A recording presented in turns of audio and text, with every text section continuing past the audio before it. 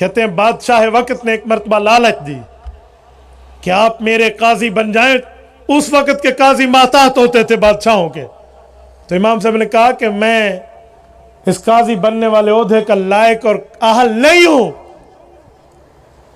एक उस शख्स जिसके दिल में दीन के लिए नफरतें मौजूद हूं, दीनी शख्सियात के लिए, इस मरीज से हमारी मुलाकात हुई जिसने अभी तक अपना इलाज नहीं कराया था।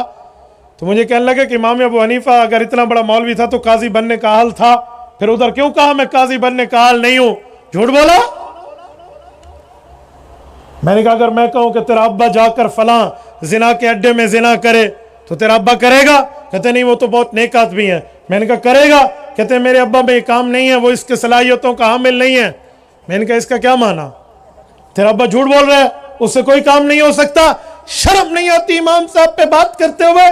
अरे खुदा के बंदे, उस करीना हालिया को समझ, मकालिया हालिया से समझा जाता है। गुफ्तगू माहौल से क्रिएट होती है।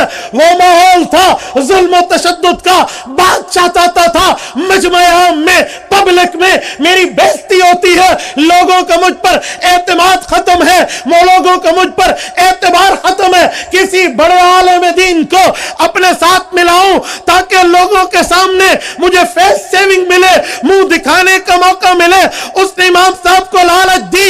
इमाम साहब समझ चुके थे यह लालच की बुनियाद पे मुझे साथ मिलाता है, अपने जुल्म और तशद्दुद पर पर्दा डालने के लिए मुझे अपने हेल्पिंग हैंड बनाता है। इमाम साहब ने बताया गोया जुल्म और तशद्दुद के साथी बनने का मैं आल नहीं हूं। इसे इमाम साहब की सिफत कहते हैं, इसे इमाम साहब की बुराई नहीं कहते। तो इमाम साहब ने अच्छा किया कि मैं जालिम का साथ नहीं देता।